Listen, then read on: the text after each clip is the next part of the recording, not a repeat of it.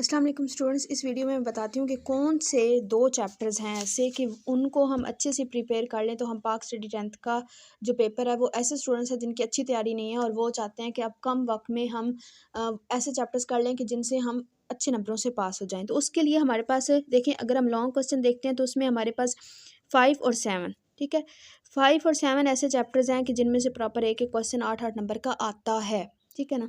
तो 5 और 7 के यहाँ से भी अगर हम यानी 5 और 7 के लॉन्ग क्वेश्चंस अच्छे से करेंगे तो 8 नंबर इधर से आ जाएंगे।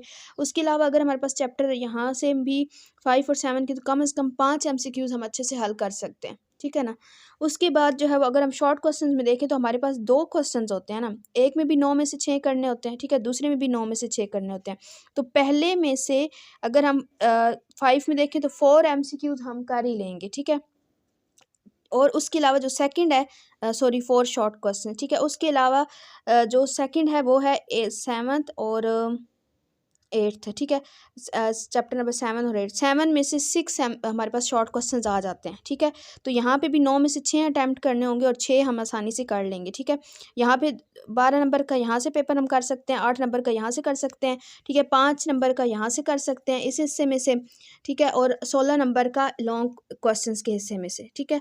तो अगर हम 16 और यहाँ से 5 और यहाँ से इसी तरह जो है वो 12 और 8, ठीक है, ये हम कर लें तो अच्छे नंबरों से पास हो सकते हैं। तो आप अच्छा, यहाँ पर एक बात हमने याद रखनी है कि जो चैप्टर नंबर 5 और 7 है उससे मुराद ये है कि फर्स्ट एंड थर्ड चैप्टर, ठीक है ना, यानी जो 10th क्लास की बुक का फर्स्ट और थर्ड है वो ओवरऑल 9 10th का मिला के उस लिहाज से बन रहा होता है ना कि चैप्टर नंबर 5 और 7।